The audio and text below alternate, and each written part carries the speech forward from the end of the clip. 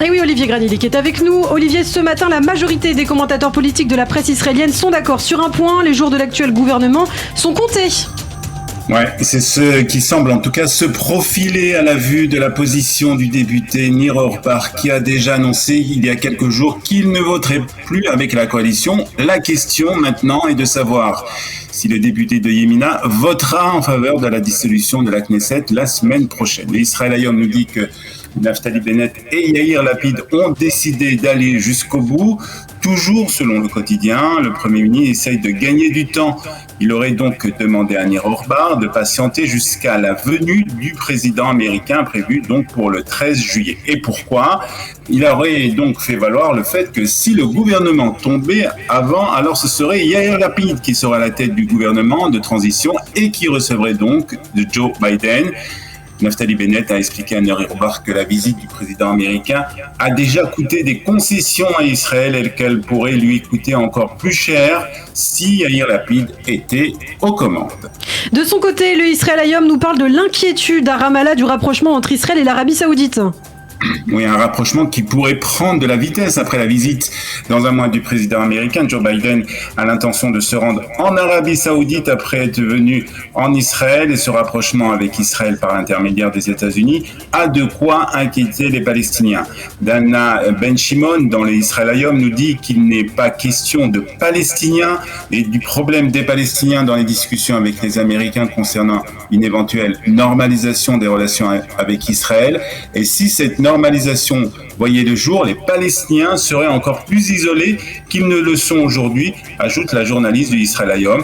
Un haut responsable palestinien a même déclaré au journal, sous le couvert de l'anonymat, que si le prince héritier saoudien soutiendrait un accord de normalisation avec Israël, ce serait un véritablement tremblement de terre pour les Palestiniens.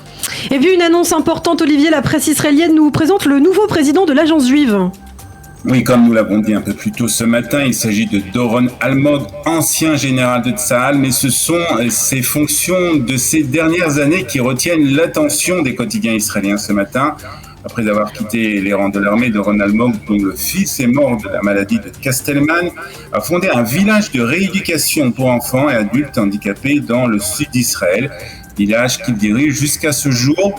En 2016, il a même reçu le prix d'Israël, la plus importante reconnaissance du pays pour sa contribution à la société et à l'État d'Israël.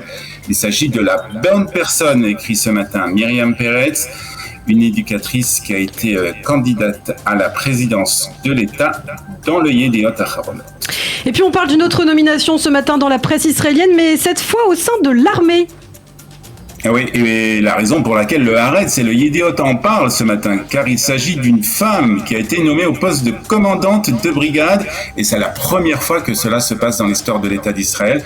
Il s'agit de Rehout Reiting-Weiss, qui a été promue donc hier au rang de colonel. Elle sera commandante de la 99e division de la brigade d'artillerie et de Tsahal, donc, ainsi que chef d'une unité d'artillerie au centre d'entraînement militaire de guerre urbaine de Tselim, l'une des plus grandes bases militaires du pays. Puis le Haaretz précise qu'elle commandait auparavant l'unité d'élite des Sky Readers du corps d'artillerie qui recueille des renseignements avant et pendant les missions à l'aide de petits drones relativement peu coûteux.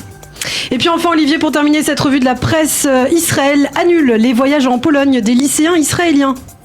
Oui, comme vous le savez, sans doute, Ilana, depuis déjà des années, les jeunes lycéens partent chaque année en Pologne pour un voyage de sensibilisation à l'histoire de la Shoah.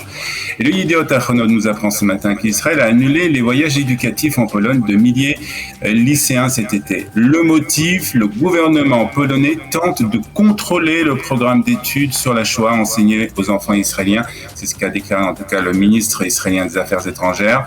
L'annonce du ministre des Affaires étrangères, des Affaires étrangères Yair Lapid a ravivé la tension de longue date entre les deux pays concernant justement le traitement réservé par la Pologne à ses citoyens juifs pendant la Shoah. Ils ont voulu dicter ce qui était autorisé et c'est qu'il n'était pas autorisé à enseigner aux Israéliens qui vont en Pologne, et nous ne pouvons pas être d'accord avec cela, a déclaré le ministre israélien des Affaires étrangères.